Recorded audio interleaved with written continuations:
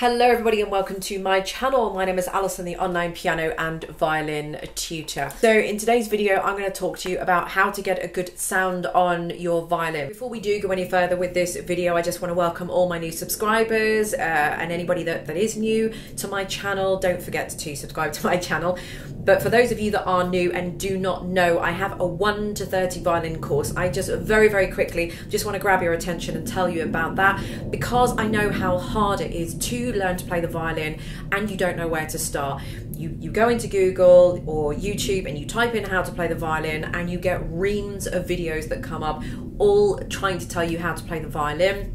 But then you'll go and watch that video, it'll tell you one thing, you'll go and watch another video, it'll tell you something else, and then you can end up getting a little bit confused because you're not following a methodology, you're not following a proper course, and you're just scattergunning, and then you end up, I don't know, you end up then searching individual videos to kind of overcome the problems. Whereas if you follow a structured course and follow someone that is teaching a properly manufactured and structured course, like myself, then you're not going to encounter so many problems and having to kind of go around all the internet and hunt those videos down. So if I can just grab your attention for the next 1 to 2 minutes, and if you could just indulge me, then I just wanted to quickly tell you about my 1 to 30 violin course.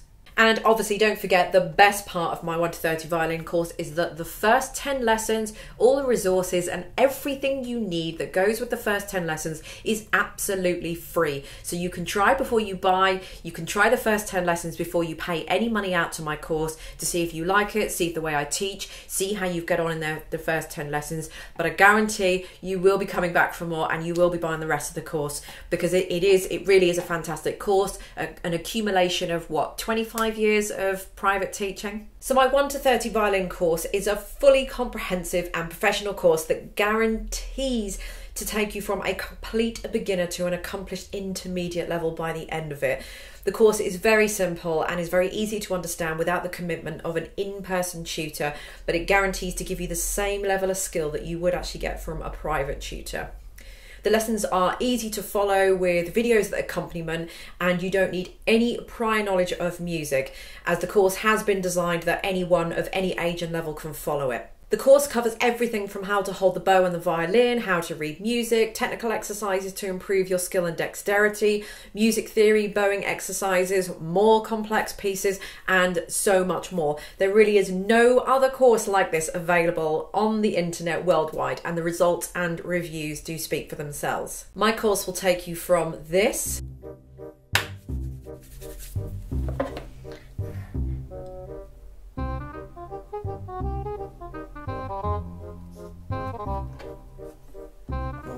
and at the end of it, I guarantee you'll be playing like this.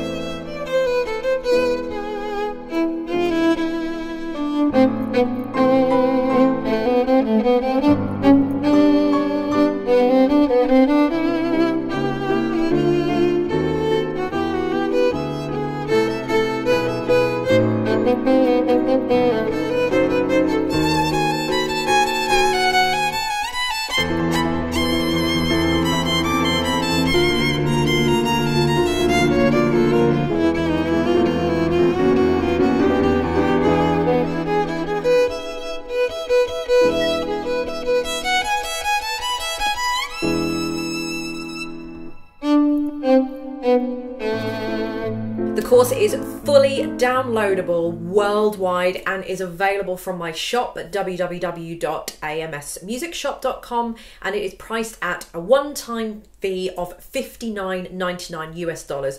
So as soon as you purchase, you can get started straight away. All you will need before you start is your violin and enthusiasm. And very quickly, just before we do jump into the rest of the video, I just want to mention my Patreon site that I have and my own website subscription site. They're both exactly the same. It's kind of either or. They're both priced at $10 a month. You both get access to, I think it's around about 800 sheets of violin music that have just been accumulated on my channel over the last kind of 10, 11 years that I've been on here. You'll also get access to violin backing tracks, easy piano music. There's some private blogs that are there, a community forum. There's lots of things available on both Patreon and my website subscription. But as I say, both are at the same price. I'll put some details underneath so you can have a look and get more information. But it is one of, if not the only place on the internet that you can get access for literally so much violin music for such a small amount of money. Okay, so point number one, straight bow. So we want to be bowing with a straight bow. So obviously we know how to hold the violin or where to hold the violin. We know how to hold the bow and where the bow should be. But now we want to keep the bow perpendicular to the violin. So we want to be playing with a nice straight bow. We don't want to be playing like this. We're not sawing a piece of wood. As soon as we start playing on the diagonal and sawing a piece of wood, which does feel most natural to the arm, but not where we need to be, then we're going to get a much better sound out of the violin because the bow is consistently staying in the correct place on the violin. So that kind of moves me on to point number two as well, playing in the middle of the string. So you can see we've got the fingerboard, we've got the bridge, and then we've got all this gap in the middle. Now, we do play towards the fingerboard. We do play closer towards the bridge. We play closer to the fingerboard if we want to maybe do some double stopping, or we want a softer, a little bit more kind of muted, vintagey type sound. We play a little bit closer to the bridge if we want it a little bit louder, not too close, and also harmonics. We play harmonics close to the bridge. But I would say about 90–95% of the time, and certainly for you guys who are beginners, you're going to want to play right slap bang in the middle between the fingerboard and the bridge, and keeping that bow nice and straight. So point one and two kind of merge in well together, I think, to get a good tone. You kind of can't get one without the other. So we want to be keeping that bow straight, so we get a nice consistent sound all the way. You can hear the sounds a bit glassy, doesn't it? A little bit kind of transparency as I'm kind of waving about all over the violin. So two reasons kind of combined how you're going to get a good sound to start with out of your violin. And I think a lot of people just don't even register that they're doing all of that. Playing in front of a mirror is probably going to be your best way to ensure that you are playing with your bow perpendicular to the violin. I know I spent my teenage years and younger playing in front of a mirror in my bathroom. My bathroom was tiled, so it gave really, really good acoustics as well. So I just thought it made me sound better than maybe I was at that point. But it had a mirror as well, and that was exactly what I needed. And then I think I progressed to bringing in a mirror into my bedroom when I used to practice as well, just so I could sort of keep an eye on, you know, where my arm was, until eventually I got used to, you know, my arm got used to playing where it needed to play to keep that bow straight. Okay, and the third and final point is speed and pressure. So you want to keep the bow moving. Too slow,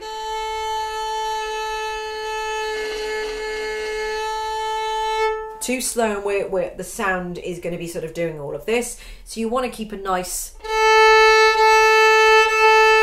you want to kind of keep a nice sort of speed. I mean, that's obviously going to depend on how fast you're playing your actual pieces, but keeping a nice kind of, you know, keeping the bow moving at, you know, at a sort of a decent pace when you're sort of playing normally is going to keep that sound nice and stable. But also too much pressure or too little pressure as well. A lot of people often say, how much pressure do I need? Well, it's kind of self-explanatory really, but if you put the bow down on the violin, the weight forces itself on the violin at the moment, and that's because my wrist is up and my elbow is up. So everything I've got is sitting on top of the violin, kind of just weighting it sort of down, if that's kind of makes sense. So I'm not going to push any further because I'm going to get that. And if I go lighter, I can't, because if I go lighter, I'm literally having to lift, I'm literally having to pull the bow up into the air. So I've got my own weight of my body or my arm, so from my wrist to my elbow to my shoulder is all up above the bow. None of it is below the bow like this. It's all above the bow, and that's putting natural pressure down on the violin. So I'm using gravity and weight rather than actual pressure as in my hand physically pushing down. So if you're like this with your wrist below your knuckles or the bow, then you're going to have to work out the pressure yourself. That's what you don't want to do, because you can't do that. So you need to have weight over pressure. So keeping that bow straight and in the middle of the string, but also getting the right pressure. Those three things combined make up the actual sound of your violin and are going to determine the sound of the violin. So if you get those three things straight and correct, no pun intended, right out the gate, then you're always going to have a good sound coming out of your violin. So there we go, just 3 simple tips on how to get a good sound out of your violin. If you like this kind of video, let me know, and if you like these kind of tips, or share with me in the comments if you've got any problems or want me to make any other videos, that kind of thing. Any other suggestions, I'm always open to those. Do let me know, and thank you very much for watching, and I'll see you in my next video. Bye.